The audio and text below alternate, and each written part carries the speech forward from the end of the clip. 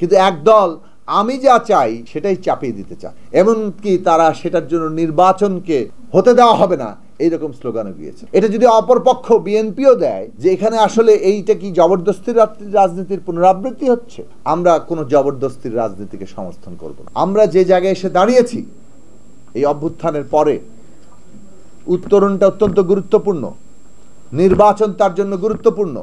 আমরা বিচার চাই, সংস্কার চাই, সংস্কারের রূপরেখা তৈরি হয়েছে এবং সেটা ঐকমত্যের ভিত্তিতে হতে হবে। কিন্তু একদল আমি যা চাই সেটাই চাপিয়ে দিতে চায়, এমনকি তারা সেটার জন্য নির্বাচনকে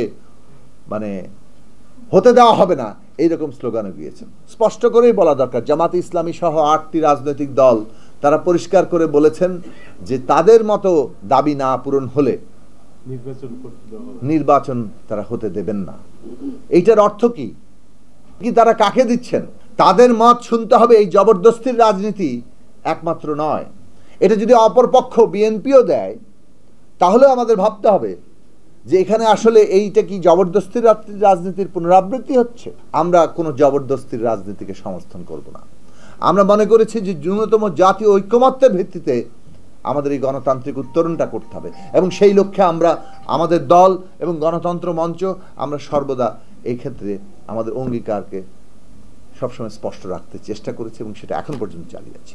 ন্যূনতম জাতীয় ঐকমত্য ছাড়া চাপিয়ে দেওয়ার রাজনীতি দিয়ে কিংবা কোনো কর্মসূচি দিয়ে, কোনো লক্ষ্য দিয়ে কোনোভাবেই এই গণতান্ত্রিক উত্তরণ সফল হবে না।